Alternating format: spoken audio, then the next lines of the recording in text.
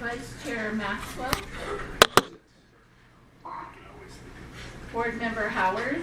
Present. Board Member Elters. Present. Board Member Pashlikai. Here. Board Member Hermosillo. Present. Board Member Bracker. Present. And Board Member Daniels. Okay, thank you. We have a quorum. Mayor Hermosillo, glad to have you join us online as well. And I just want to say, this is always a week I look forward to. The Rural Transportation Summit always brings out so many good discussions, so many good conversations, and it brings out so many people. It really does. It is one of the preeminent transportation meetings throughout Arizona, and so it's always great. So I want to thank the city of Sierra Vista for hosting it. It's a good place to come. It's good for all of us to get down on I-10 south of Maricopa and see how that looks. And so I always appreciate it. And the team that put this on, you did an amazing job.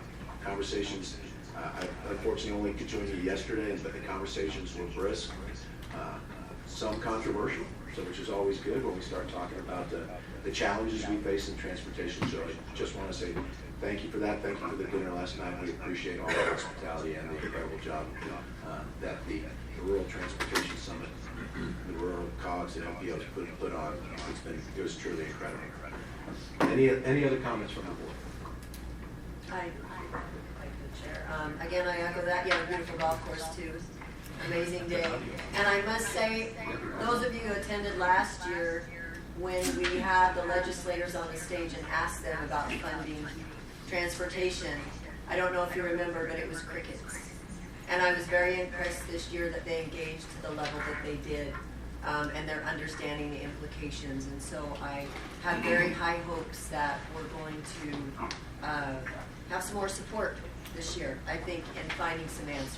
So appreciate it, you all being there and being here this morning as well. Any other comments? All right, well, we greatly appreciate it and look forward to having the rest of this meeting with you. Floyd, can you please read the Title VI Civil Rights Act? Yes, sir. Pursuant to Title VI of the Civil Rights Act of 1964 and the Americans with Disability Act, the Arizona State Transportation Board and ADOT do not discriminate on the basis of race, color, national origin, or disability. No person will be excluded from participation in, be denied the benefit of, or be otherwise subjected to discrimination under any Arizona State Transportation Board or ADOT program or activity. To assist in measuring the public's participation, we ask individuals to please complete an online self-identification survey, and the link to that survey is shown on the agenda. For those present, we have survey cards at the table at the entrance of the council chambers. Please fill out a card and leave it there. We'll pick it up at the end of the meeting. By completing this voluntary survey, ADOT will be able to determine who attends its public meetings and how the department can improve participation. The survey will also help ADOT fulfill federal reporting requirements. Thank you. Thank you, Floyd. One comment that I did not make in my opening comments was I know Chair Daniels would love to be here today. She's obviously a huge transportation advocate. She runs an incredibly tight meeting, so I'm glad I get to have a practice session before I actually my time as the chair. She's off at a family wedding, and so as we all say all the time, you have to have your priorities and families got to be number one on that one. So we'll miss her, and hopefully we'll roll through it. As she'd like to remind you as we move into call the audience, each speaker is allowed up to 3 minutes. Floyd will give you the call as you're at 3 minutes, and at that point we'd like to wrap up your comments real quick. We've got about 9 speakers today, and we'll do those here in person first. We'll start with the Mayor Pro Tem of Sierra Vista, Carolyn Flowers. Thank you, Mr. Chair. I want to welcome everyone on behalf of the city and the Sierra Vista Metropolitan Planning Organization. As he said, I'm the Mayor Pro Tem. I normally sit right there of the city of Sierra Vista, and I also chair the SVMPO. And I am very grateful that you all took the time to come down here. And I think all of you I saw yesterday, or maybe even the day before, at our conference, the 26th Annual Summit. It was the first time we hosted it here in Cochise County, so we were a little like, oh, what are we doing? But we did it, and we're so grateful for everyone who took the time to come out and participate, because I think it was a very worthwhile conference. And I hope you all enjoyed driving down our new road, State 90. It's really great to not get emails about that anymore and just to go back to complaining about dog parks and the golf course that we just acquired, and I'm glad you're enjoying that too. We never wanted a golf course, we just ended up with one. But now we're making the best of it and we're having tournaments and it's been a good time. So yeah, I hope you enjoyed your time in the region, and to the new board member, Bruce Bracker, I look forward to working with you on the MPO. Thank you. Thank you, Mayor Pro Tem. Next up will be Jose Grijalva, the mayor of Douglas.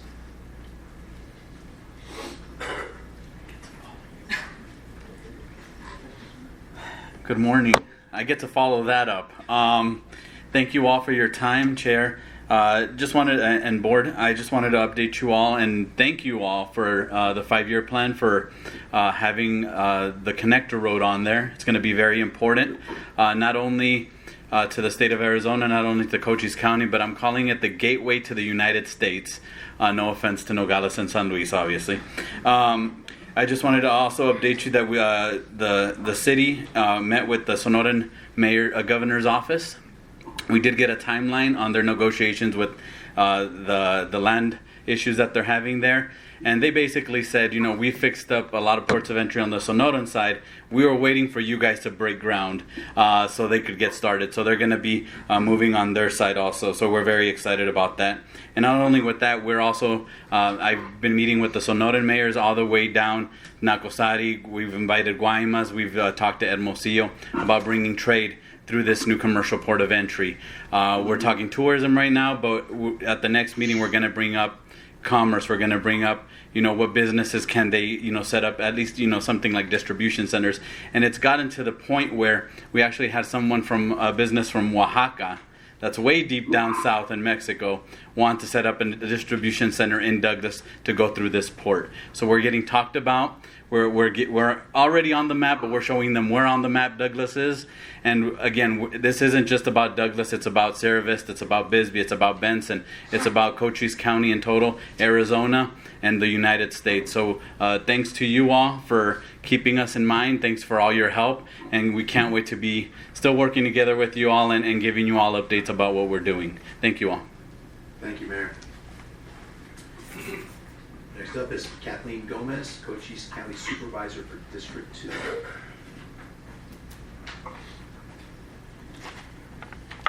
Thank you very much for the opportunity to speak with you. As the mayor says, he's the good cop, I'm the bad cop. So I don't mind being that. The new Douglas Commercial Port of Entry isn't just another infrastructure project. It's a gateway to economic growth, innovation, and a stronger future for Arizona. The connector road from the new commercial port to the Highway 80 will take us to that next level. It will improve efficiency at the border, strengthen supply chains, and attract new investment across Arizona. It will reduce congestion and modernize infrastructure, paving the way for long-term development throughout Cochise County and beyond. And it will create statewide benefits from Douglas to Phoenix, from Flagstaff to Douglas, making Arizona more competitive in the global economy. Under the leadership of Mayor Grijalva, who has started meeting regularly with the mayors of Sonora, I recently traveled with him to Nacosari, Sonora, meeting with 15 mayors from across the region, as well as having the U.S. consulate join us. The economic development, the opportunities is just, it is just amazing to feel that energy meeting with the mayors, because this is the first time anybody in the United States has really made the effort to reach out to the Sonoran mayors and say, hey, we're open for business, we want your trade, we want you to come through. You know, what we did as far as the mayor, myself, and the consulate was to show the mayors and the Sonoran government that our commitment is strong, our vision is very clear, and our dedication to making this project a reality is unwavering. And this is more than just a construction project. It's about partnerships, it's about collaboration and opportunity, expanding trade, strengthening relationships, and building a stronger Arizona-Sonora region together. We've made tremendous progress with the breaking ground of the new commercial port, but to fully realize the potential of this project, We must secure the remaining funding to complete the connector road now, not sometime in the next 5 years. We're already building the building, and I kind of say to people, we don't even have a road that goes nowhere. We do have a dirt road. But to the people of the community, until we see the money for the road, it's still an illusionary project, which is what it was last year. So this road is the final link, connecting vision to reality and transforming potential into progress. And when we do, Douglas, Cochise County, and the entire state of Arizona will be stronger and more prosperous because of it. Thank you. Thank you, Supervisor. Vincent Manfredi, Maricopa Councilman.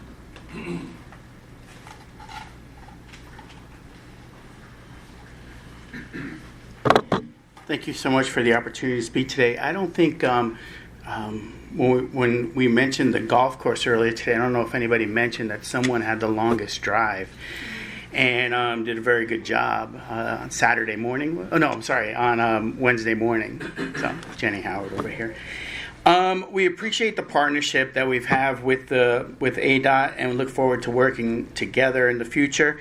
And we know we're going to have a lot of work to do over the next year for the SR 347 with our legislative appropriations that we've gotten, and we're committed to doing that.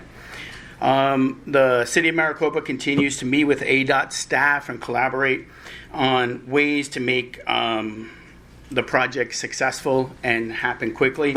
And just one more time, we want to thank you for your vision and insights throughout the entire process, and look forward to bringing the SR 347 to a finish. Then we'll be back for some other stuff, maybe. Thank you. Thank you, Mr. Manfredi. Kate Morley, Executive Director.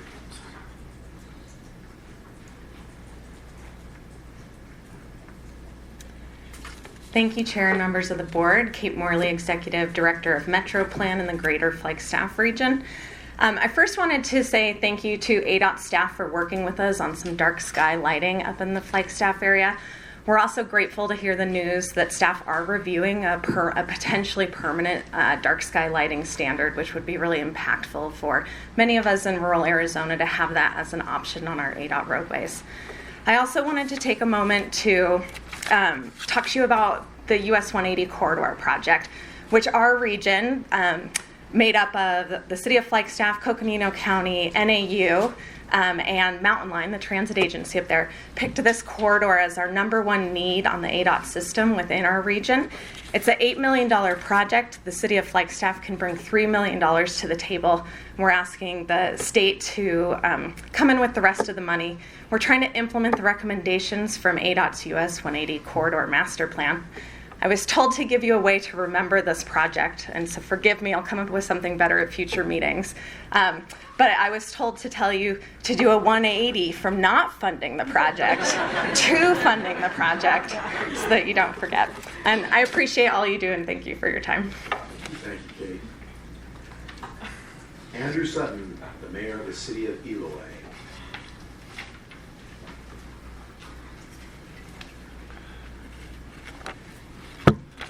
Good morning, State Transportation Board members, Director Toth, and ADOT staff.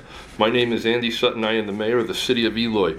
I would like to begin by thanking ADOT for its continued partnership and collaboration with our community over the years.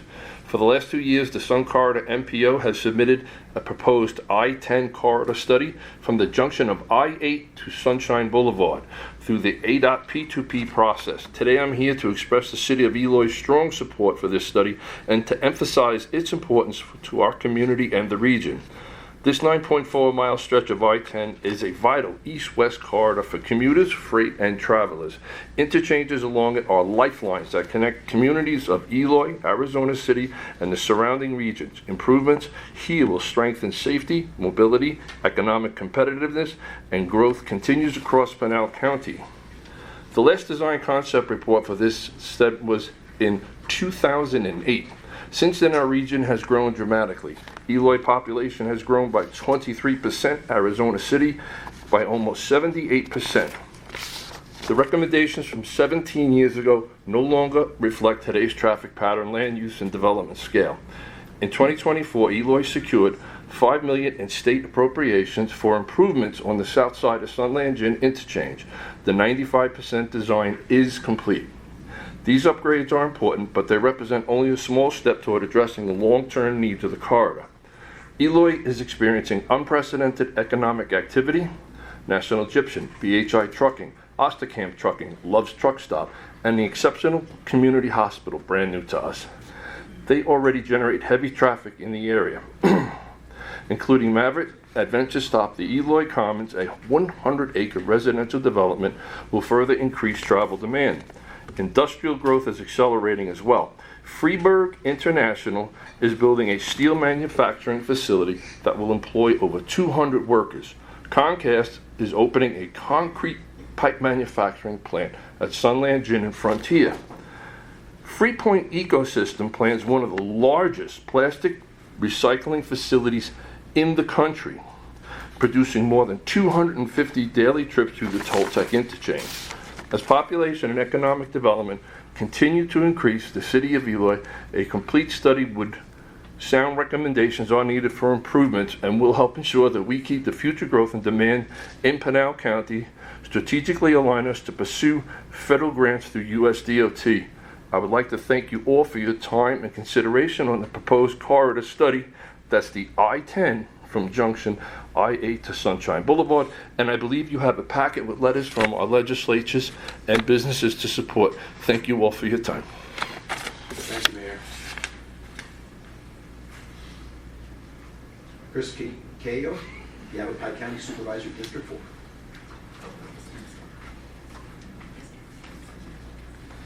Chris Cookneo, and don't feel bad, I went to Hungary and found out I was saying my name wrong too. Chris Cookneo, Yavapai County Supervisor, District 4, and also on the Simple Board in Yavapai County. Just speaking on behalf of item number 6 on the agenda, that's the $125,000 that would provide local match reimbursement for a federal grant for City of Prescott. And I think this is for their downtown Prescott transportation plan. There's a feeling at the county, there's a feeling at our different municipalities that it's long overdue time that we start planning for this growth rather than just reacting to it, which I think has probably happened a lot in the state.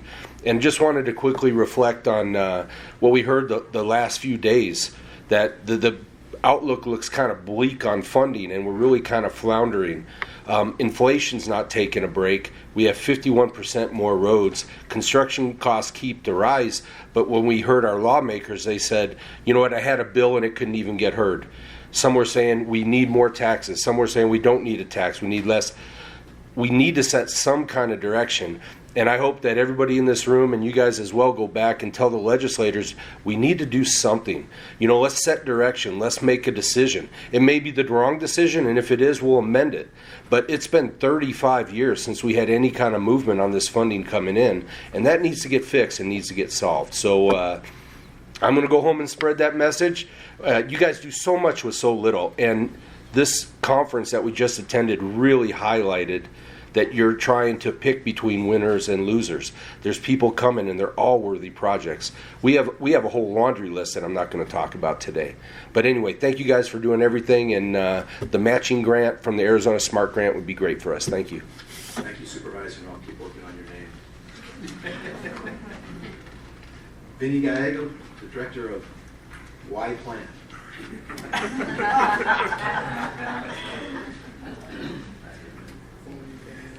Good morning. Vinny Gallegos, Executive Director of Y-Plan, Yavapai Plan, formerly Central Yavapai Metropolitan Planning Organization. So if you weren't at the conference, we did announce that over this last year our geography has changed. We went from Central Yavapai, about 400 square miles, to Greater Yavapai County, excluding the Verde Valley, which is still under the NACOG jurisdiction. So we're now Yavapai Plan, or for short, Y-Plan. So we can provoke some conversation. Why do we plan? So with that said, I really want to start with some gratitude. I don't want to take any of this for granted. You know, you all were joined us in Prescott for the summit last year. We're in Sierra Vista this year and in Flagstaff next year.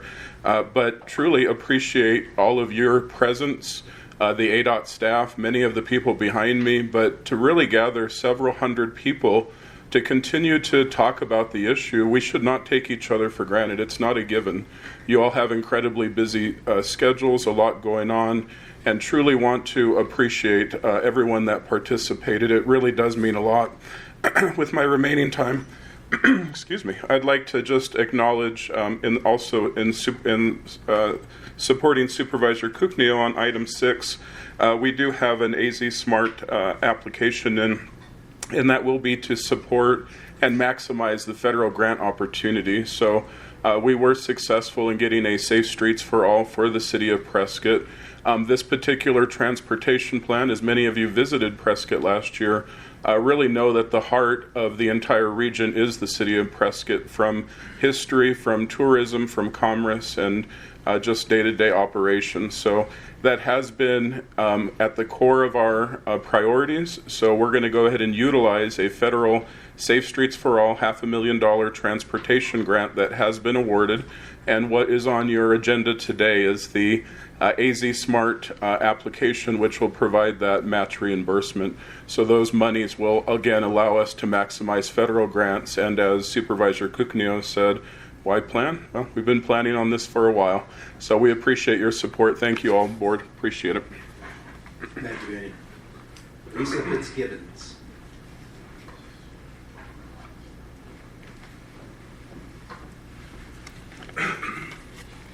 Good morning, State Transportation Board members, Director Toth, and the ADOT staff. My name is Lisa Fitzgibbons, and I'm the mayor of the city of Casa Grande. I first wanted to thank, this is my first summit, so I wanted to thank the city of Sierra Vista for hosting this beautiful conference. It was definitely productive and informative, and it was truly a pleasure being here. And for those of you that are heading back north to go home, please swing into Casa Grande, get some gas, get an In-N-Out burger, maybe Chick-fil-A. We would love for you to join us there in the city. So I first want to begin by thanking ADOT for your continued partnership and collaboration with our community over the years. As you consider the FY 27-31 tentative 5-year construction program, I want to call your attention to a critical pavement preservation project in Casa Grande. The project segments on Pinal Avenue from the junction of SR 84, SR 387 to the Santa Cruz Wash, and from the Santa Cruz Wash to the Interstate 10. Ranked first and second in both the South Central District and the statewide P2P process for pavement preservation. Given its importance and the high ranking, I respectfully urge the board to give this pavement preservation project full approval as you move forward in finalizing the FY 27 through 31 program. I would also like to extend my appreciation to ADOT for resuming cleanup efforts along Interstate 10 and Pinal Avenue. These efforts, which had been discontinued during COVID, are greatly appreciated and make a very noticeable difference in our community. So thank you for your consideration and continued support to the City of Casa Grande and the region. Thank you. Thank you, Mayor, and I apologize for not recognizing you as the mayor. No problem. Thank you. Boy, that's all who I have here in person. Do we showing anybody online? There's one person online. I think it's the first person on your list there. I think it's Mr. Barrett. That is correct. So, Mr. Barrett, if you would please raise your hand.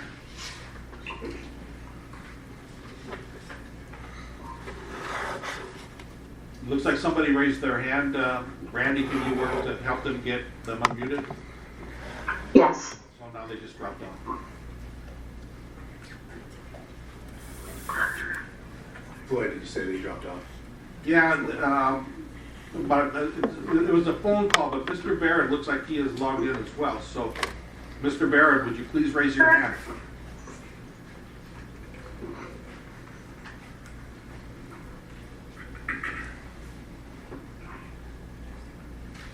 The request has been sent to unmute your line. Please press *6 to unmute your line if you're calling user.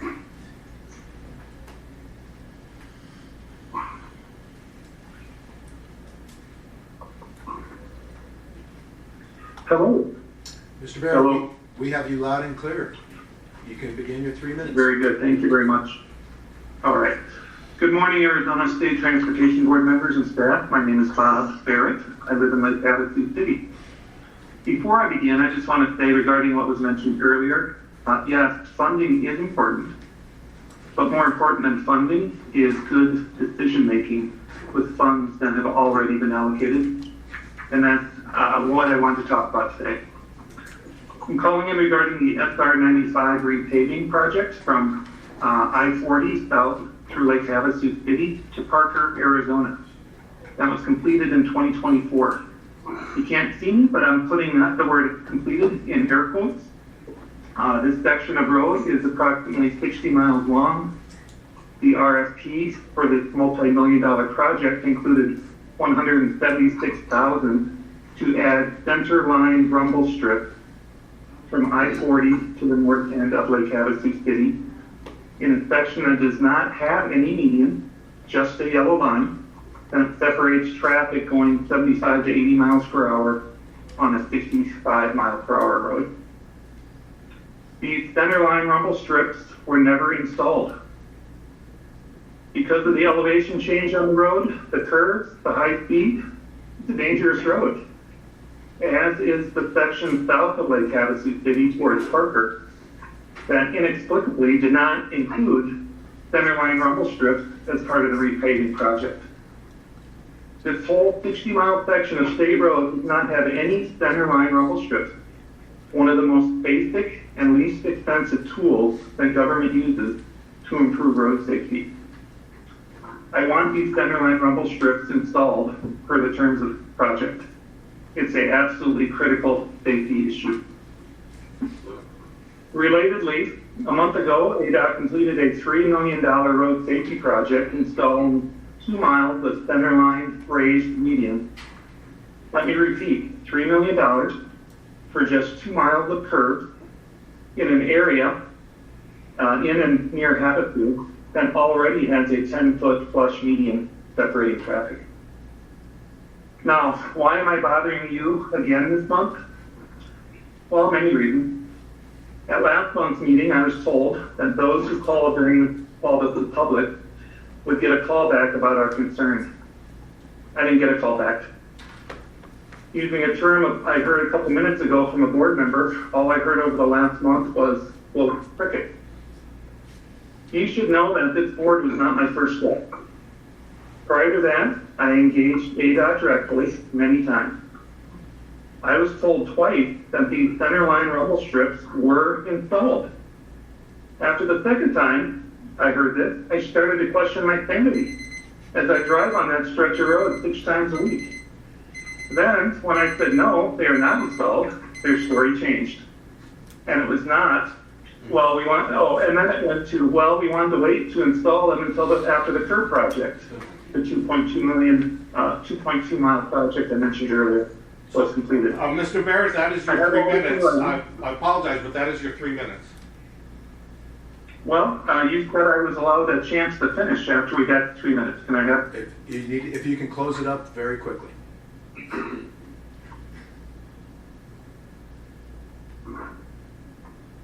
It looks like Mr. Barrett, are you there? It looks like he hung up. Okay. All right, thank you, Mr. Barrett. We do appreciate the call, and I think we all recognize that you called in last month as well. All right, I show no other callers. Show anybody else? Mr. Chair, that is all. All right, let's close the call to the audience. This time we'll move on to item 1, the director's report. Director Todd. Good morning, and thank you to the City of Sierra Vista and the MPO for your hospitality. You've welcomed us not only for today's meeting, but this year's Transportation Policy Summit. I actually said it instead of World Trade. It's been a very busy and productive week. I'll share a few ADOT highlights and an update on the recent flooding experienced in parts of our state. So, next slide. I'll begin with some good news. Last month, our Fredonia Port of Entry team went above and beyond to celebrate National Truck Drivers Appreciation Week.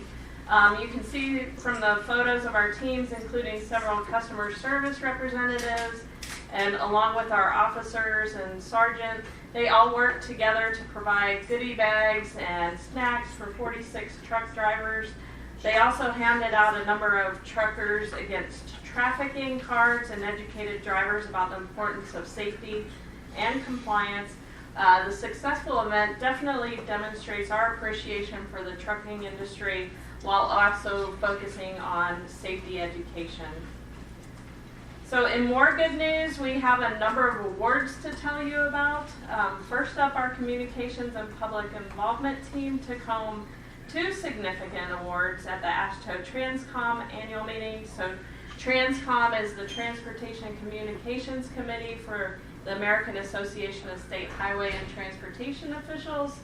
Our team earned the Excel Award for public outreach and communication that informed drivers on the I-10 Broadway Curve project. The Excel Award is the highest award given by AASHTO for public relations programs and campaigns. The team also earned a top prize for public involvement approach for the I-17 improvement project.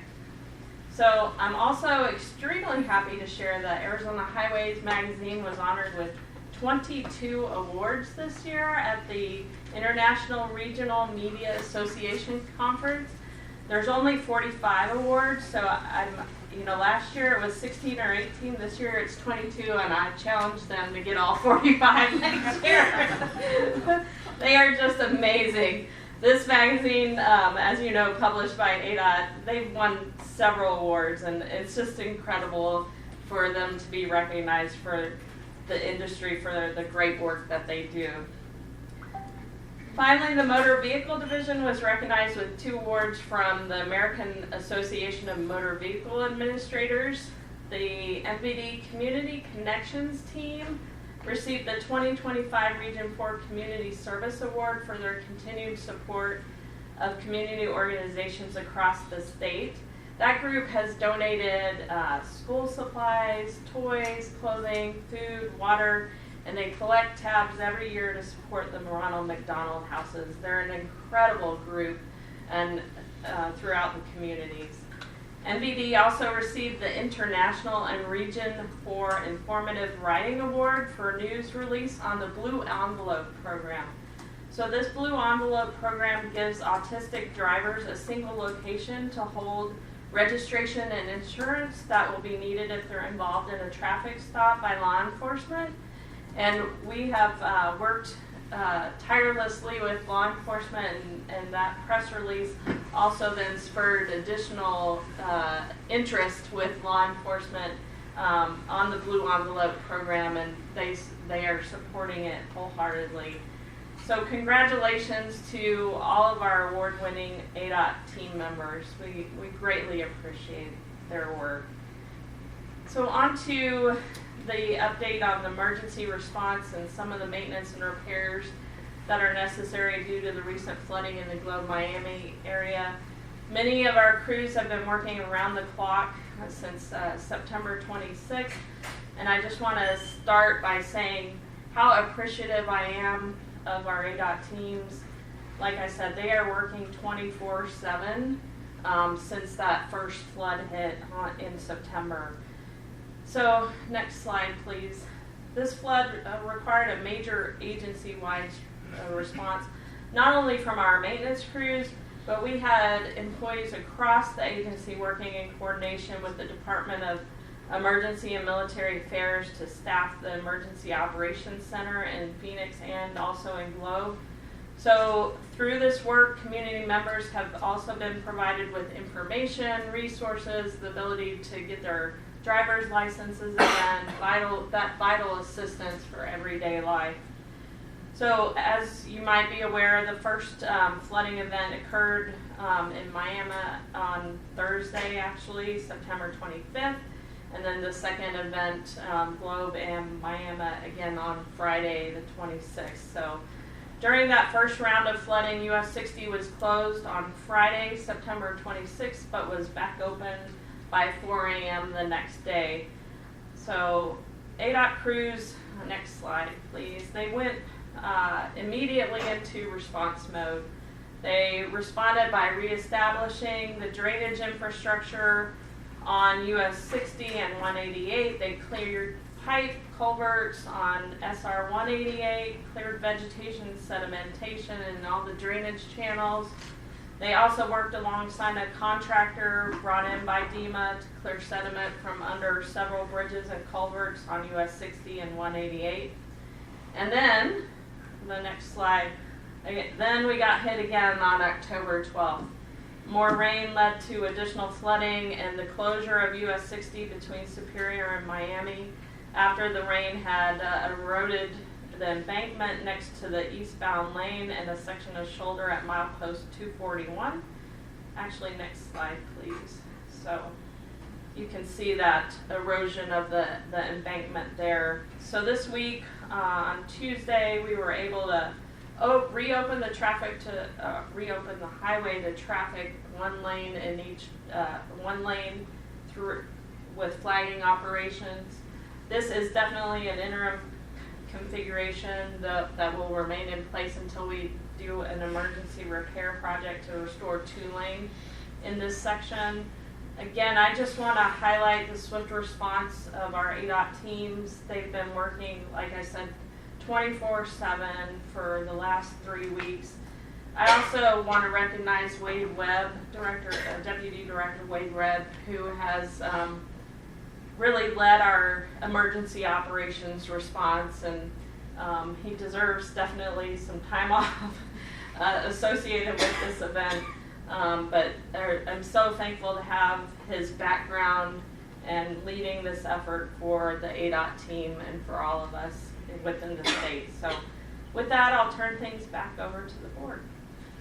Thank you, Director. I think I heard several people comment throughout the last several weeks at how quick the response from ADOT was on the flooding. So I just want to thank you and make sure the team also knows how greatly that's appreciated, not only by the community, but by the district. Do any other members have any questions or comments for the Director? Thank you. Okay, thank you. We'll move on to item number 2, the district report. It's going to be given by Anthony Castleman, the engineer for South Central District. Good morning, Mr. Chairman, board members. For the record, Anthony Castleman, District Administrator. Want to make sure I just put that out there. I'm not an engineer, so just to make that. Yeah. You're an engineer, buddy? I am not. Okay, I could try to make you an engineer. I appreciate it. I've had a few people trying to make me one. I'm good with where I'm at. Thank you. Again, for the record, Anthony Castleman, District Administrator for ADOT South Central District.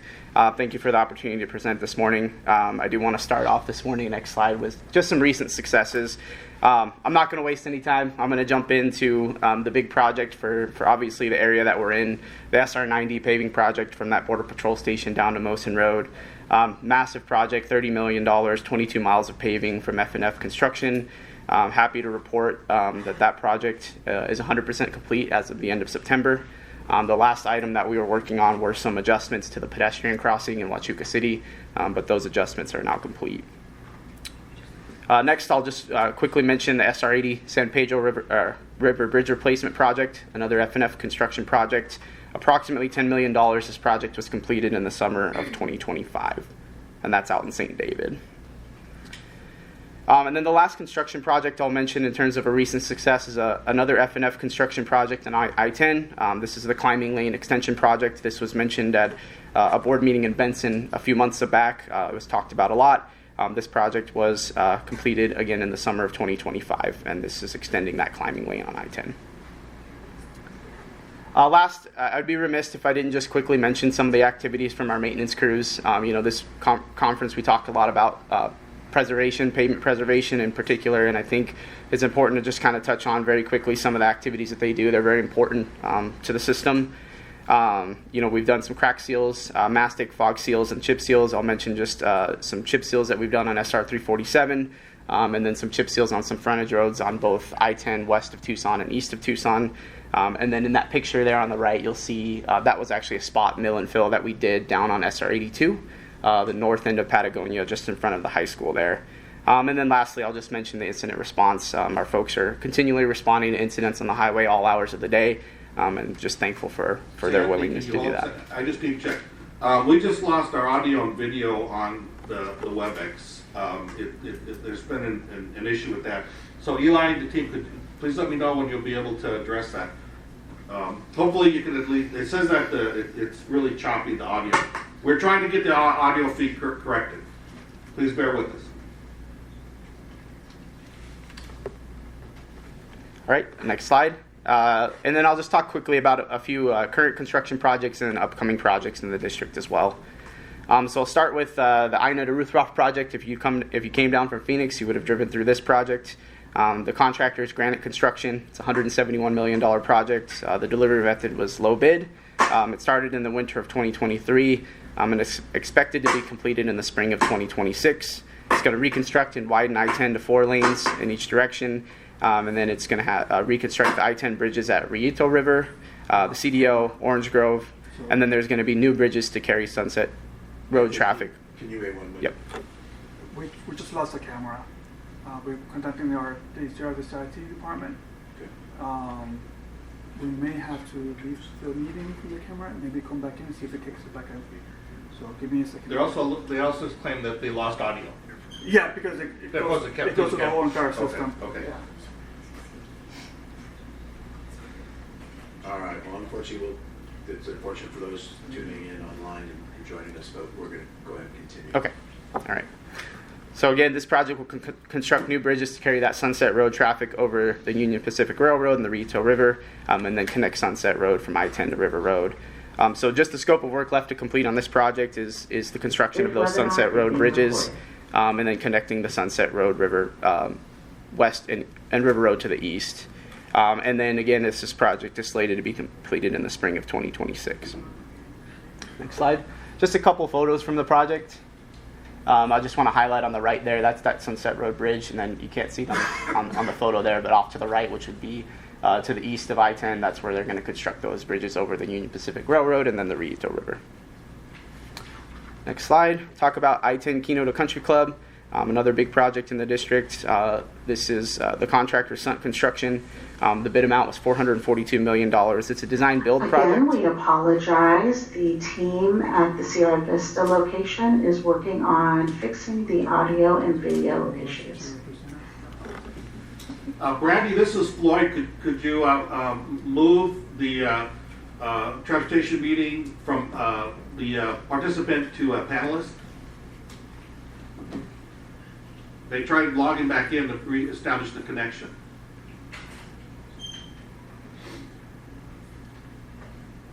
Appreciate the patience, Anthony. Oh, that's fine.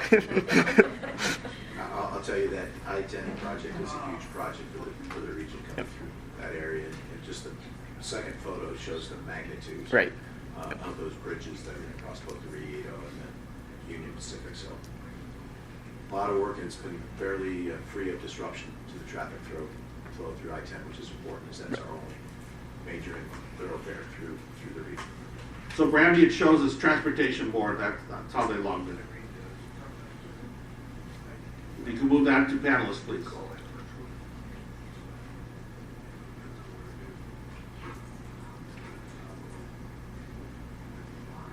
Please keep going. All right. You want to get done, Anthony? Go home. So. Yeah. Let's continue. All right. Kino to Country Club, the contractor Sunt Construction, $442 million project. It's being delivered as a design build project.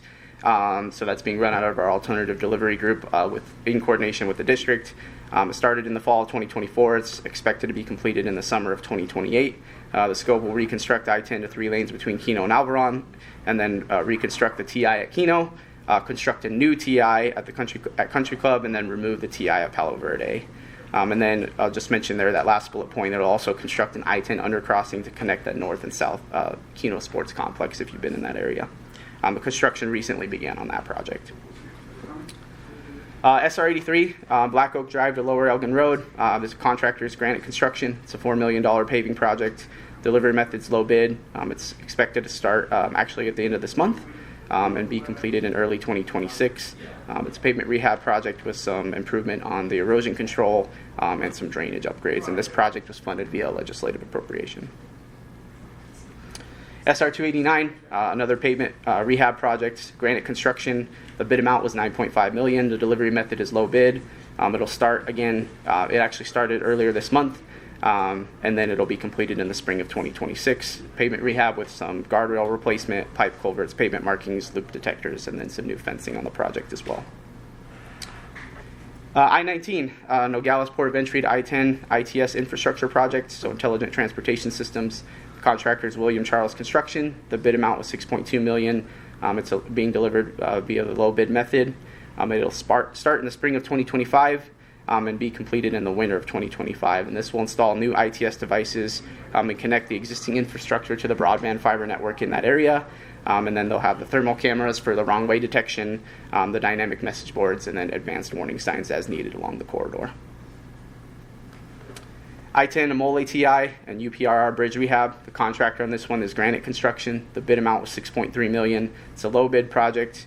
This project will also start a little bit later this month, and the scope of the project is to rehab the deck of the existing 4 bridges, and then replace the guardrail and install new raised pavement markers as well. And then the last project I'll mention for upcoming projects is another big project in the district. This is the I-19 Irvington TI project. The project's currently in design. The prime designer is WSP. It'll be delivered via the low bid method. The advertisement is fall 2025. Construction is still slated to start in the spring of 2026 and be completed in the winter of 2027. It'll reconstruct the Irvington Road TI. They'll have that northbound Clover on-ramp. It'll widen the existing ramps. We'll have retaining walls, concrete barriers, drainage, guardrail, landscaping, lighting, etc. And then we'll have some pedestrian and bicycle improvements on both sides of Irvington as well. This project, like I mentioned, is currently in the design phase. We received the environmental clearance. We're working on the right-of-way clearances, the utility clearances, right-of-way acquisitions, and then the final design plans. But again, that project is still slated to start in the spring of 2026. And with that, I'd be happy to answer any questions. Thank you, Anthony. Does anybody on the board have any questions for Anthony? I do want to make one comment. One, you're busy. That's really good to see. The other part of it is that last TI that you showed, what is a good example of how ADOT and the districts can work with the community to try to help not only create the project successfully to have as little disruption, but also the timing. Just to the northwest side of that whole TI is a very significant business community, and they were very worried about having 2 holiday seasons having that TI under construction, so that the team's been working very close. And the hope and the belief is they'll be able to make that only be disrupted for 1 holiday season. So I want to thank the folks in South Central as well as ADOT for working on that. Thank you, Mr. Chairman. Okay. Thank you. We'll now move on to item 3, the consent agenda. Does any member want to have an item removed from the consent agenda? All right, hearing no changes to that, can I get a motion? Move to approve the consent agenda. I'll second. Okay. There on this one. Member Bracker made the motion. Member Howard made the second. Any discussion? All in favor, please say aye. Aye. Aye. And Mayor Hermosillo? Mr. Chair, we do not have that connection still that we're working lost her on. when we lost the camera. Yeah, yes, sir. So she was not able to. You got enough. We have a quorum here, so that's good. So the consent agenda passes unanimously. We'll now move on to the financial report with Christine Moore. And this is for information and discussion. Well, good morning, board members. It's a pleasure to be in Sierra Vista. I have a very brief report this morning. If you could go to my first slide, Highway User Revenue Fund. We are all within target range. 3 months into the year with $445 million of revenue is being recorded. Collected. We're 2.7% above last year, about 0.5% above our forecast, so nice and stable. That's the way we like it. Okay, moving on to the individual categories, there's really nothing to report here, nothing significant. All the variances aren't piquing any interest at this point. Moving on to the Regional Area Road Fund, same as HERF, nothing significant to report. We're within our target range. We've collected about $128 million to date. When we go to the individual sources for August's funds, we've got a couple little things we're watching in terms of their variances on contracting, we kind of expect. But on the rental real property, kind of watching that. That's rental of real is leasing of commercial properties, hotels, and so forth. Just looking at those variances, maybe, and looking there. But nothing of significance that's got us concerned. And I've got nothing further to report. I'd be happy to take any questions. Okay, before we go to questions from the board, Floyd, it looks like we've got everything back up and running. Can we make Yeah, sure that, Mr. Chair, we do have audio and video is back up. Can we check to make sure we've got Member Hermosillo still on the line? Yes. Mayor Hermosillo, could you please help do? Excellent, thank you. All right. Thank you so much. Thank you. First up, I want to apologize to everybody online that's joined us. I'm glad to hear we're back up. You missed the consent agenda. That was probably the biggest thing, and an incredible briefing on how much is being done in District 2. Floyd, I think there was a question, will we be able to post this with the audio, or because we're recording it here as well? Is that true? Yes, sir. We post all the audio within 3 days. That's statutory requirements. We post that, and then when we process the video, we'll put that up. But it usually lags a days after that, a few days after that. But the audio will be up within 3 days. Okay, thank you for that. Thank you for to the team here that made that happen and got us back up in a timely manner. Now, for the financial report, does anybody from the board have any questions? Okay. Christine, last year you gave a presentation when we invite all of the new legislators to the room. Mm-hmm. And you kind of Yes, give ma'am. them a brief on funding for ADOT.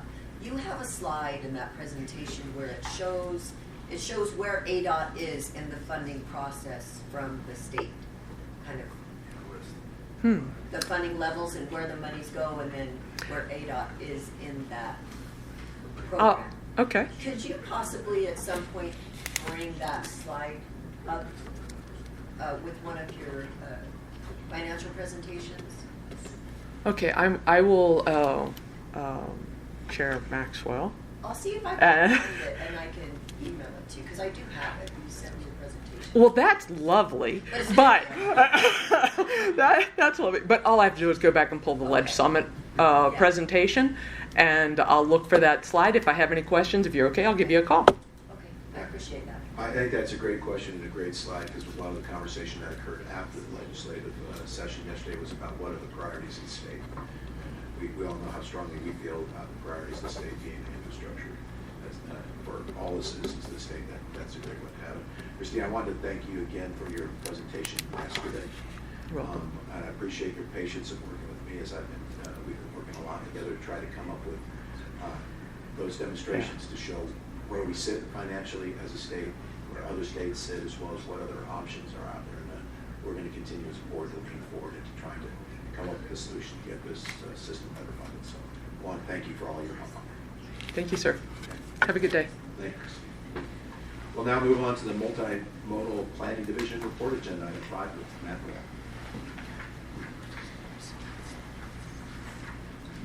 Morning. Morning. Go ahead. So this is the Tribal Consultation Annual Report. We completed it October 1st.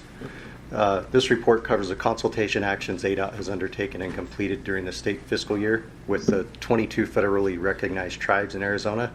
It is distributed to the leadership for those tribes as well as the state legislature. Next slide. Over the last couple days at the Transportation Policy Summit, we kicked off ADOT's listening tour. It's an initiative to listen, learn, and build strong relationships with the communities. And as this slide displays, there will be a strong tribal component to that listening tour because we want to hear from everyone in Arizona. Next slide. The ADOT Tribal Relations team convened a tribal transportation session on Wednesday morning prior to the official start of the Transportation Policy Summit. We shared a recently developed and implemented archaeological protection spec for our construction projects that has been in development for probably 18 months to 2 years, and we were finally able to find something that worked for all of the parties that will protect the archaeological resources in Arizona when we're working on our active construction projects. We also shared some information with the Arizona Strategic Highway Safety Plan on tribal lands and the Arizona Safety Circuit Rider Program during that tribal session. Next slide. The State Route 264 Corridor Planning Study Project. We had Technical Working Group meeting number 3 on August 25th. Technical Working Group meeting number 4 is tentatively scheduled for October 28th to review working paper number 3, the plan for improvements. That's a significant step in this process. Next slide. The State Route 187 improvement project from SR 387 to SR 87 on the Gila River Indian community.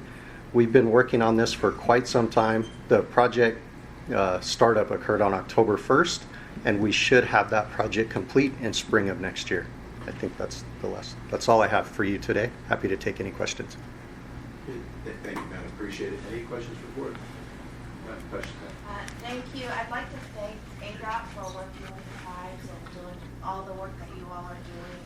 And I'm glad that we're able to work with Gila River on this big program. And that's really important and meaningful. So I just want to say thank you for a great job. Well done. Thank you. Anyone else? Mayor Hermosillo, do you have any questions for Matt?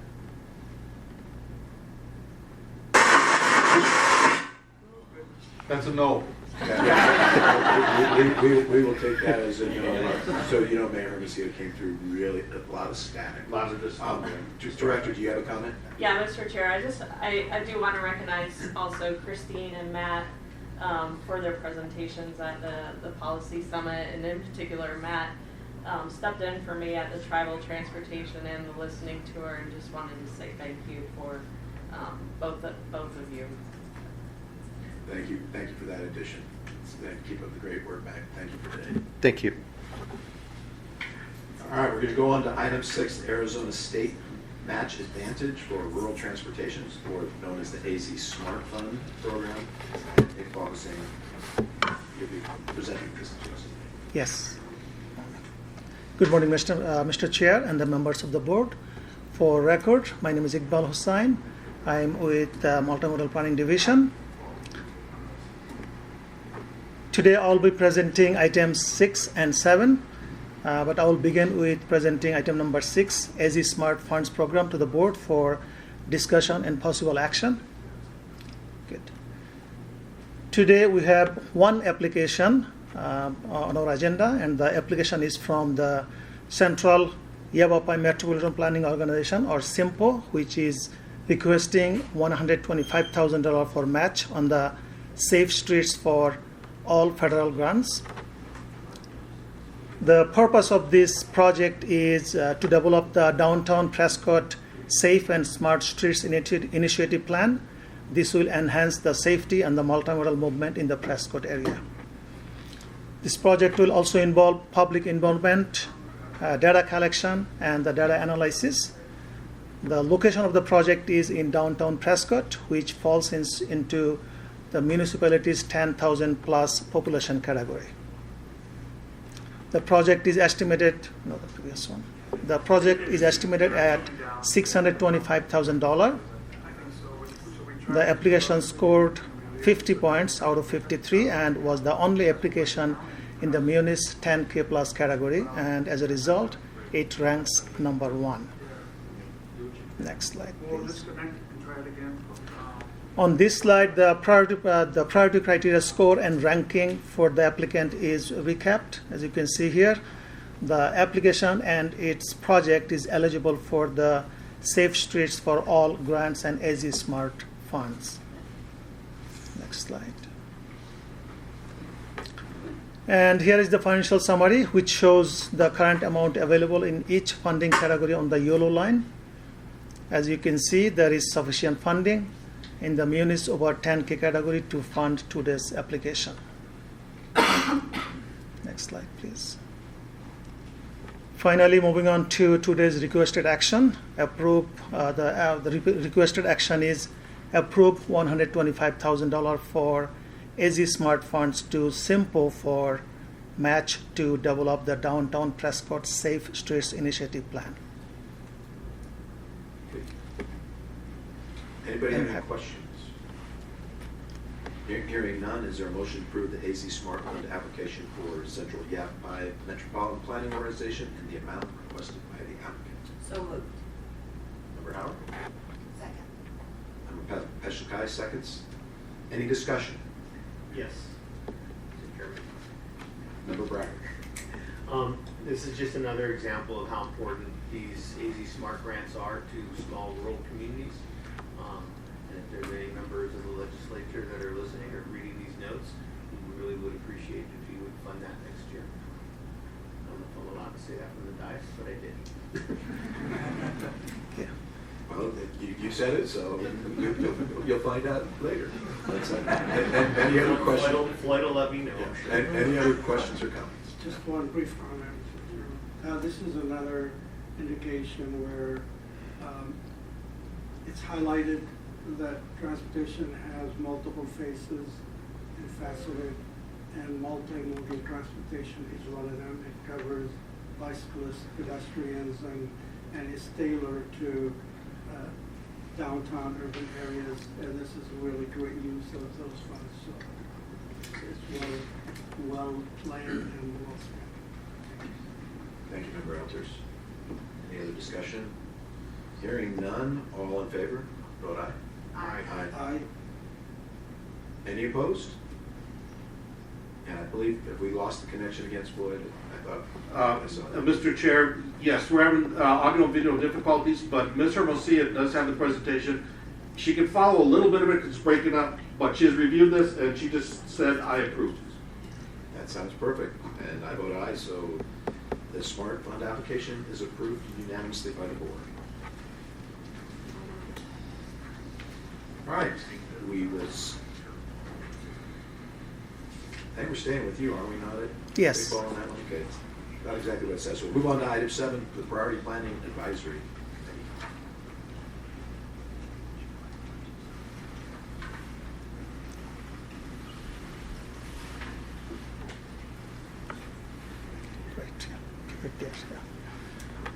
Thank you, Mr. Chair and the members of the board for approving item number 6. Appreciate it. Now I will present item number 7 for the Priority Planning Advisory Committee items to the board for discussion and possible action.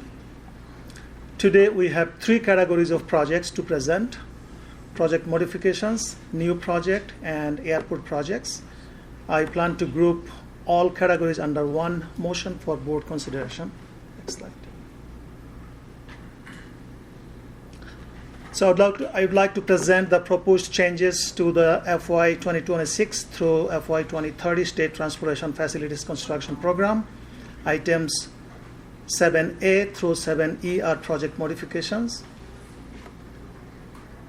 Items 7F through 7K, the new projects. And finally, items 7L through 7V are airport projects. And for the board's consideration, the requested action is approve Priority Planning Advisory Committee items 7A through 7V. All right, thank you, Paul. Does anybody on the board want to remove any of these items to be considered individual? Does anybody have any questions or comments? I'll tell you, it's always great to see that number of airport projects on this. I know there were some folks yesterday that were tracking me down and discussed the importance of airports in our region as well. So hearing nothing, do I have a motion? Mr. Chairman. Member Elters. Motion to approve PPAC items 7A through 7V. Okay, motion by Member Elters. Do I have a second? I'll second. Second by Member Brackert. Any further discussion? Okay, all those in favor, vote aye. Aye. We heard from Mayor Hermosillo. I don't know if she can hear us. We're trying to get audio back. But I text her to follow along, and she has said that she approves items 7A through 7B. Outstanding. I vote aye as well. The board approves the PPAC project modifications and new projects and the airport projects 7A through 7B unanimously. Thank you, April. Thank Appreciate you. All you. Now we'll move on to the state engineer's report, item 8 with Greg Byers. Thank you, Vice Chairman Maxwell and board members. For item 8, we have 112 projects under construction worth $2.4 billion. 13 projects were finalized in September worth $56.3 million. Fiscal year to date, we had 39 projects finalized. I can go through all of the different districts that we have if you would like, or we can go on to item 9. Let's move on to item 9. Okay. Because you're not going to like what I'm going to do on item 9.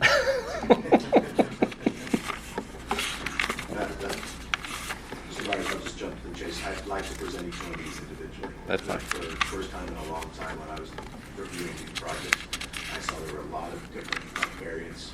Yeah, there's a lot to cover, and there's a couple that your recommendations are not for approval. So I'd like to just do each one of them individually. No problem. And what I'd say is our normal schedule. Thank you. So item 9 is new construction contracts. We have 9 projects that we're looking at this morning.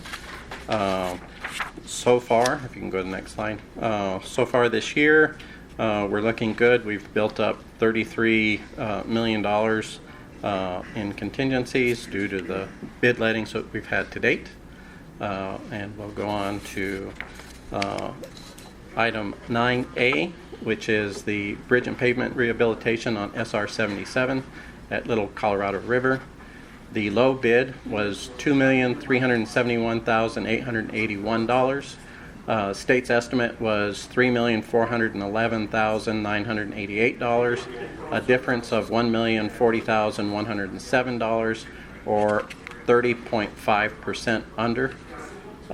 The award differences we had is basically based on the production rates. They had much higher production rates than what we had estimated for the removal of the bridge deck, epoxy overlay, asphaltic concrete, barrier, as well as construction staking for the project.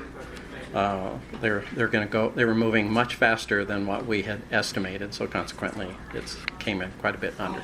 That's all we hear. Any questions on project 9A for Mr. Byers? This doesn't look like good news.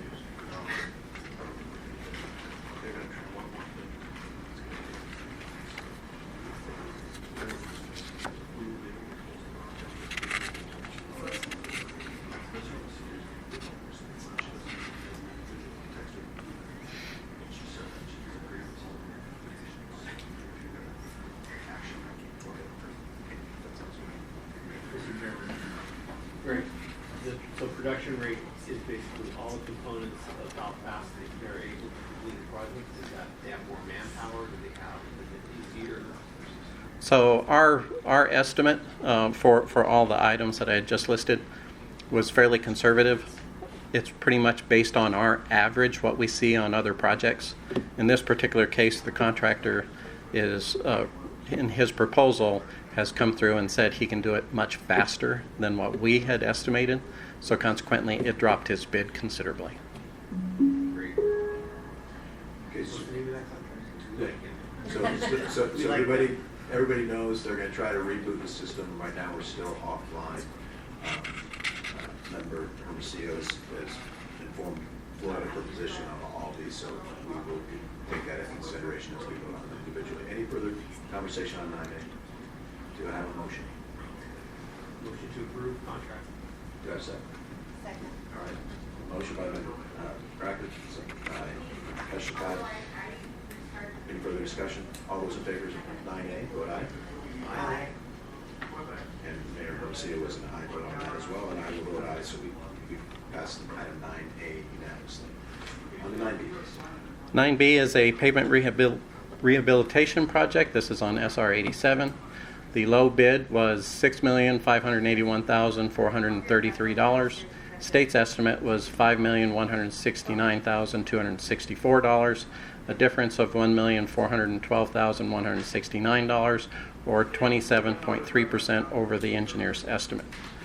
The biggest items that we had on this is The engineer's estimate, this is another production issue. So on our engineer's estimate, we had estimated 11 days for the milling operations. When the low bidder was contacted, they were estimating 18 days. The whole reason for that is because it's all night work and their production rates slow down considerably at night. The engineer's estimate also had grading of the roadway at 5 days. They came back at 15 days. And the reason for that is because all of the grading is all piecemeal work. That again is occurring, some of it at night, some of it during the day. It isn't straight shots that they've got, so it's going to take them some time to do it. Okay. Thank you. And just for the record, this is one of the reasons I wanted to go do each of these individually, is to take the notes of what is and so forth. It sounds like production rates running for the under and the over. So we'll keep on. I appreciate that kind of detail. I do have one question. We only received one bidder, and especially since this project is in Maricopa County, that surprises me. What's your thoughts or reasons you believe we only did one bidder? Right now in Maricopa County, we have a lot going on. So there's a lot of work on our freeways, and not only that, but there's a lot of commercial work, as well as work within the county and the cities. Okay, thank you. I guess that's a good problem to have. Any other questions? Can I have a motion for item 9B? Motion to approve. Member Alt, please. Motion to approve. Member Peslikai is the second. Any further discussion? I have a quick question, Chair, if I could. Where, right, the funding for the $1.4 million shortfall? In this particular case, we had it budgeted, so it's actually fallen within our budget for the project. Okay. Thank you. Any other further discussion? Okay. All those in favor of awarding 9 Bravo?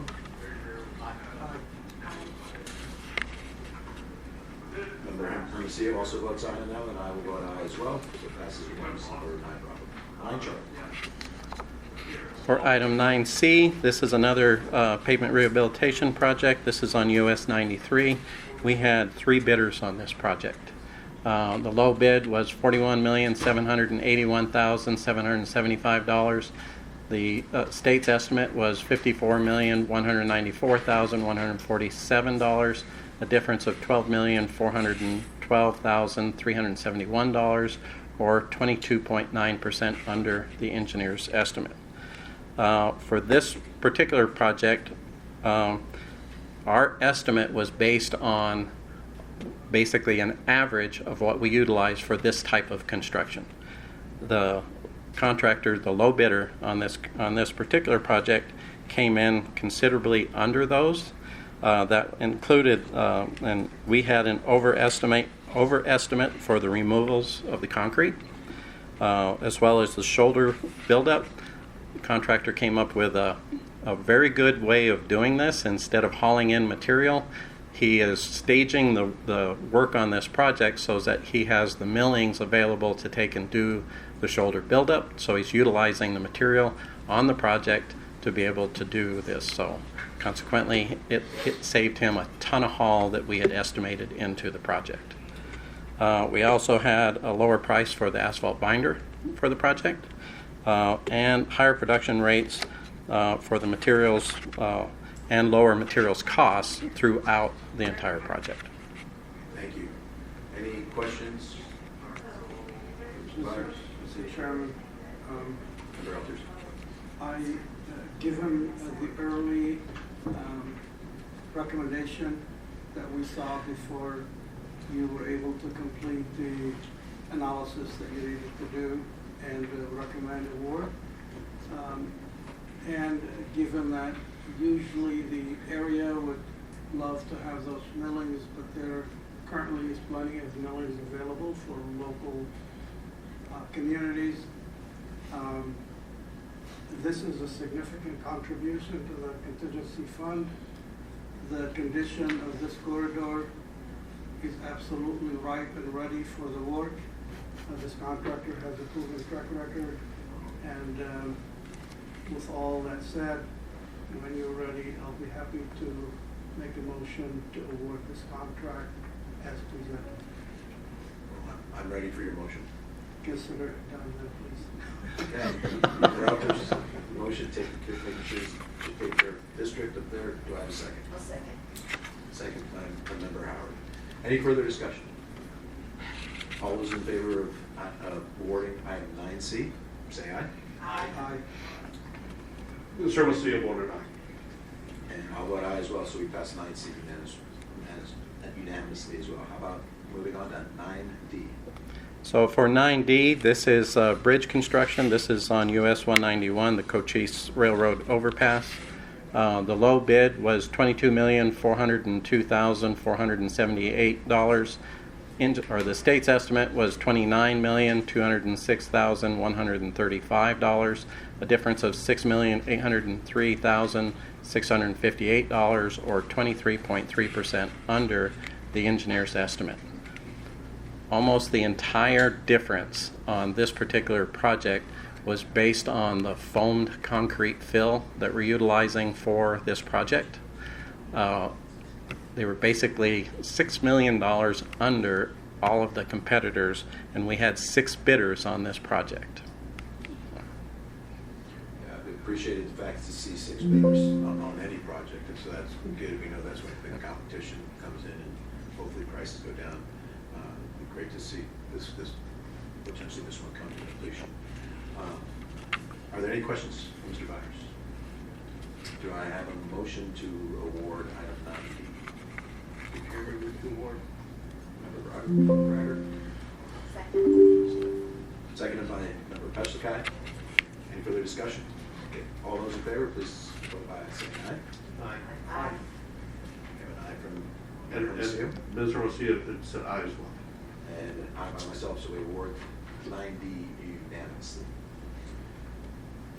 So Item 9E. next item is 9E. This is basically a lighting project in the Flagstaff area across various locations. The low bid was $1,072,320. State's estimate was $653,000, a difference of $419,320, or 64.2% over the engineer's estimate.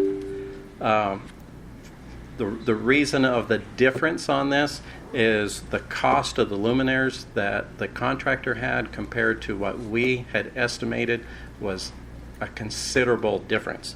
And by the way, we had 5 bidders on this project. Yeah, that's 5 bidders is good. The difference in the cost is something, obviously, I'm sure you'll reassess.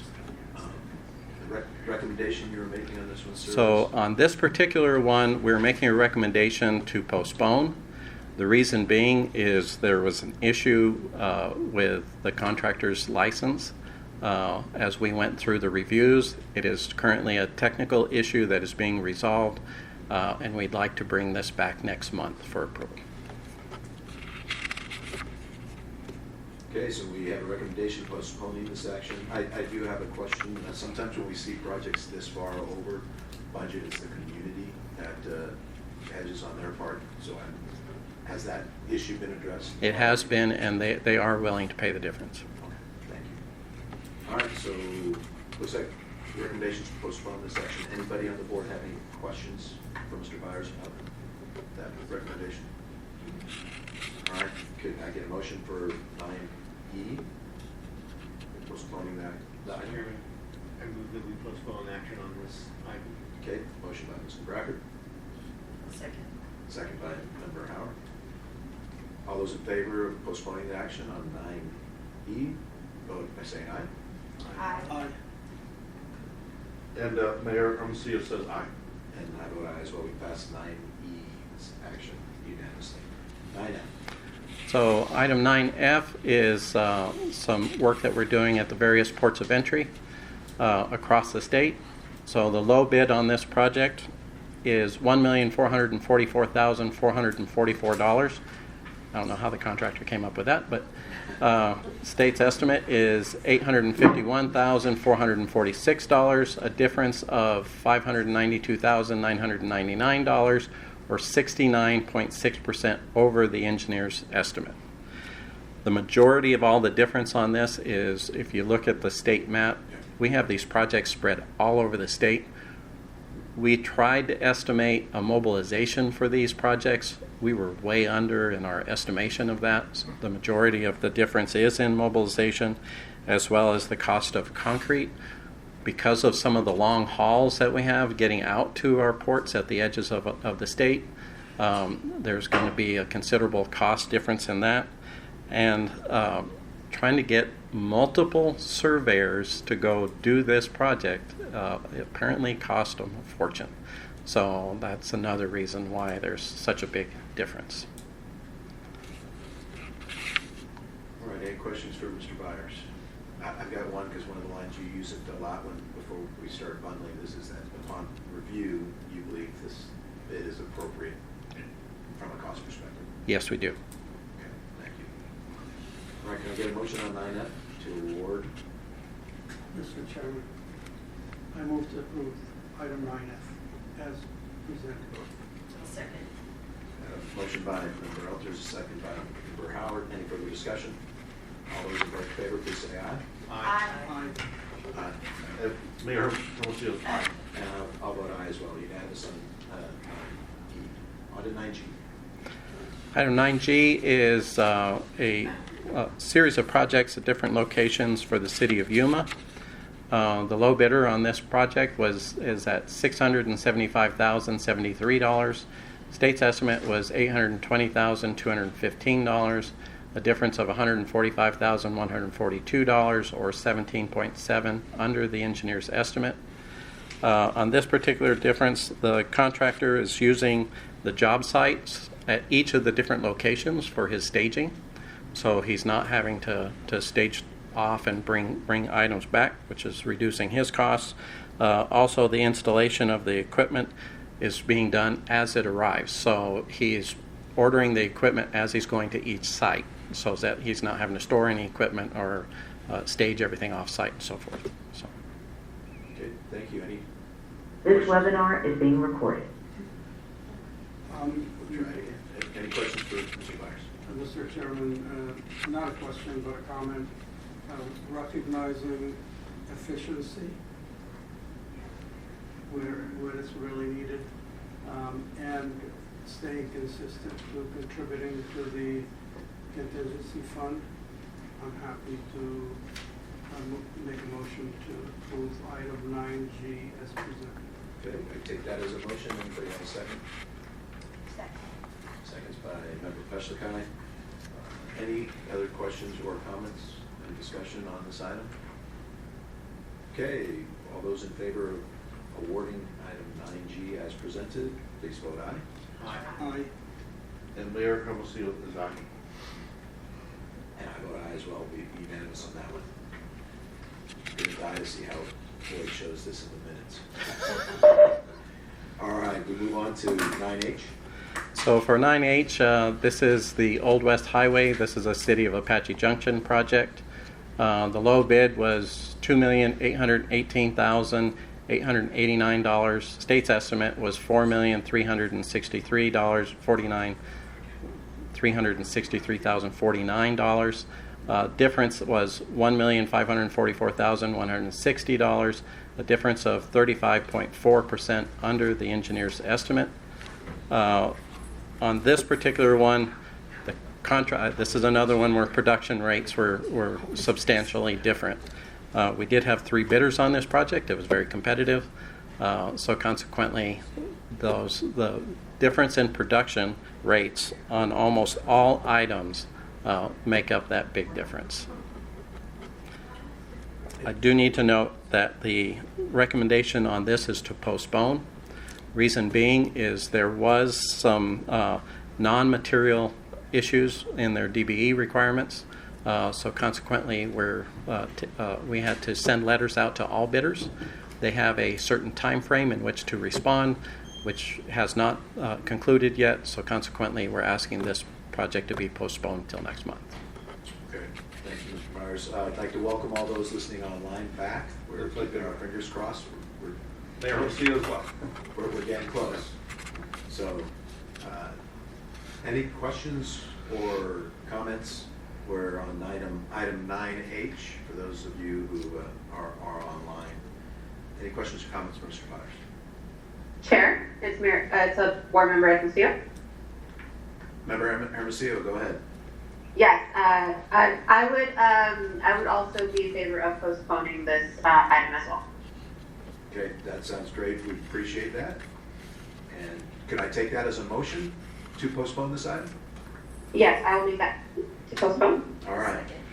We've got a motion by Member Hermosillo, second by Member Howard. Any further discussion? Okay, all those in favor of postponing the action on item 9H, please signify by voting aye. Aye. I vote aye as well. We have a unanimous vote to postpone 9H. And now we move to the final contract. And Greg, I just want to say thank you for going through all this. I've picked up a lot of good information gleaned from all the different things. And I really appreciate hearing the creativity and the innovation that we're seeing from a lot of the contractors. I hope that continues. I think that it's not going to fix our transportation funding shorts, but it's definitely going to help. So thank you for going through each one of these individually. I've learned a lot today. You bet. And just so everybody's aware, over the last couple of weeks, we've had more competition on our bids than we've had in a long time. So that's one of the reasons why we're starting to see a lot of these drop down, and the innovation that we're seeing. So Materials, great. Are there any issues with materials anymore? Lead times, concrete, or we all pretty much leveled out there? Board Member Howard, the only big one that we still have, and it's been an issue for a long, long time, is anything that's related to traffic signals. It's just a long lead item to try and get in. In some cases, it can be up to 9 months to be able to get stuff in. So in a lot of cases, we're making sure that there's the ability to get those within the time frame that we're looking at trying to bid projects. Thank you. Member Peshkai. Yes, thank you, Mr. Chair. I was liking your presentation with all that savings going on. But with the project that we postponed in Flagstaff with luminaries, I think Flagstaff, being a dark sky city, is pretty important. And I'm hoping that we don't put it off too much beyond next month. But I appreciate all the work that everybody's done and the great savings that we heard today. Yeah. All right, let's go to 9I. We'll get that wrapped up, and then we can. So 9I is in Yavapai County. This is a bridge replacement project. We had 4 bidders on this project. The low bid was $1,032,973. State's estimate was $891,050. A difference of $141,923, or 15.9% over the engineer's estimate. The biggest issue that we had with this one is the remoteness of the project. And so consequently, we saw much higher prices from all bidders on roadway excavation, the base course for the project, as well as the asphalt concrete. All of them are long hauls, and it's going to be time consuming to be able to do this. So consequently, we saw that in all bids. Okay, thank you. Any further questions for Mr. Byers? Can I get a motion? Mr. Chairman, recognizing what Mr. Byers just said related to the cost, but given the number of bidders, I think it's a reasonable one. I would agree with his statement. And with that, I move to approve item 9I. Okay, can I get a second? A second. Okay, motion by Member Elters, a second by Member Bracker. Any further discussion? Hearing none. Here are all those in favor of awarding item 9I as presented, signify by saying aye. Aye. Aye. Aye. I'm an aye as well. Board votes unanimously to present item 9I. Again, thank you, Mr. Byers, for giving that kind of detail. I always think it's occasionally good to remind us what the trends are and great follow-up questions. Mr. Chairman, Member Elters. if I may, since you took the time to go through them one by one and we heard about these efficiencies, I just feel compelled to make this comment, which is often enough when discussing construction and construction costs and the amount of money that it's costing for projects these days, we often hear the comment of, well, you just need to do it more efficiently and reduce the cost. I think, thank you for taking the time to go through these projects one by one, because what we heard today and what I think what we hear every week, what we don't hear every week because we don't take the projects one by one, is consistent message of the industry through the competitive process to win projects and deliver them is being efficient, is being innovative, and we ought to be pleased and grateful for that effort. So thank you. Thank you. And I can say personally, I truly enjoy seeing the number of bidders we have. You know, we went through a period of year and a half with, we were getting single and 2 bidders on projects. Sounds like the industry's back. They're seeing money, it's available, the work's there. Obviously, we've discussed that as well. So great conversation on that one. I appreciate that. We're going to move on to agenda item 10, the State Transportation Board policies for 2025. Mr. O'Rourke, are you going to lead that conversation? Yes, Mr. Chair. Statutorily, the board needs to review and modify or change their policies or adopt their policies every 2 years. Traditionally, they started that on the odd year. So this year, I started by taking the draft policies from 2023, and there were 2 changes last year. One was a change to the aviation policy where it adjusted the match, if you remember, and the second one was the AZ Smart Fund based upon legislation. There are changes to the Smart Fund. Those have been incorporated into the draft policies that we post online for the public review and for the board to review. That's also been sent to staff. My goal is that we take the rest of this month, by the end of the month, and I've already started to receive comments. Mr. Bracker has called me on some comments, and staff has started to read comments. Get your comments to me so I can summarize them and put them together, and I'll come back next month with the what we've seen so far, so I can present them to the board, and the board can then deliberate, are we going to accept these, which ones are not, or continue to add comments if you didn't give them in. My goal would be to finish that discussion in November, and we approve them in December, traditionally kind of towards the end of the year when they've done. What I'd ask you to is to look at some things that haven't been looked at in a while. Some things, when you look at the start of the policies, when you look at the board's vision, that has not been adjusted since I've worked on this. So if there's any views that board members have regarding the vision of transportation, these policies, and the board working together, please kind of look at that and give me some thoughts on that.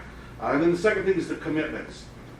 There's 13 commitments in there that in the past the board had just kind of reaffirmed. A couple of them need to be maybe updated a little bit with some nomenclature, but I would ask, are there other things that this board is interested in highlighting or putting emphasis in?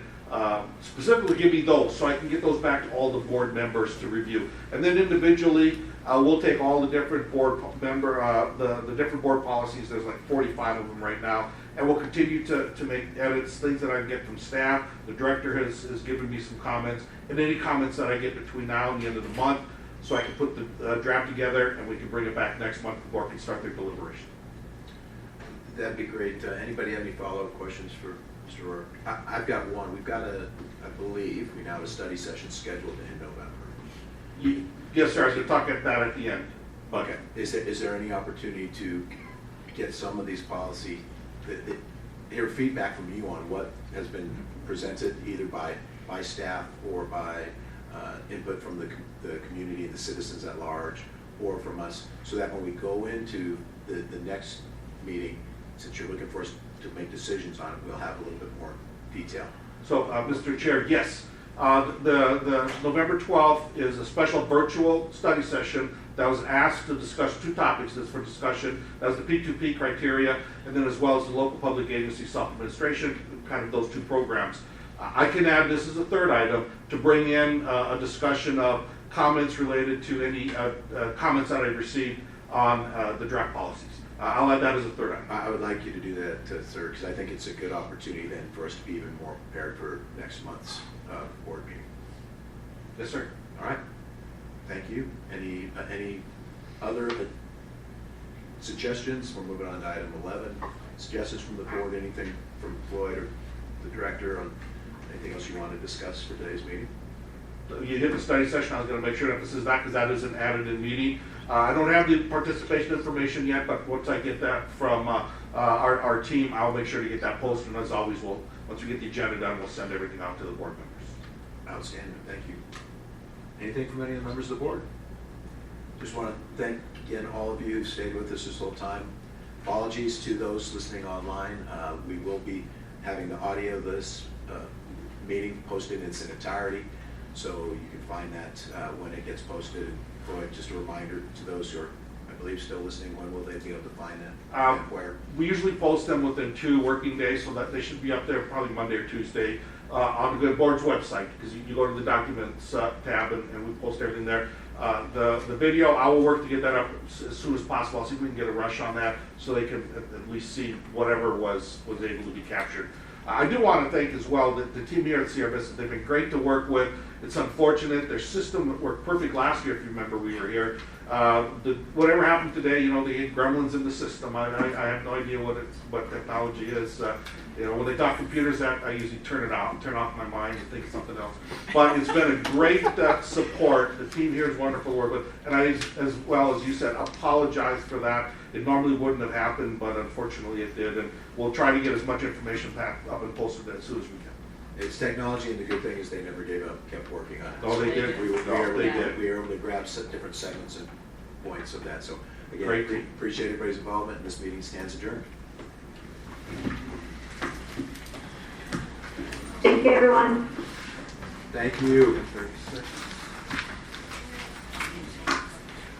We got to 61.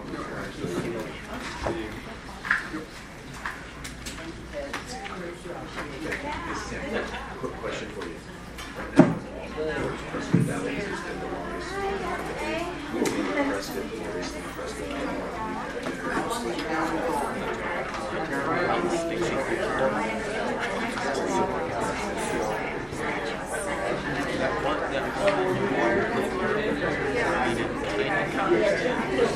Yeah, and that's what Russ said. He's like, "Hey, listen," I said, "That's what I found, but I was trying to find more." So I just told him, "Can you just see what you can find to?" So that's what we did. But I have 2 other statutes that I write. Excellent. It's your district. Or if you want to sell these, and they really have, but they're still bad. The actual, yes. I don't know. The only thing that I've got is kind of like, Long time, back in the day.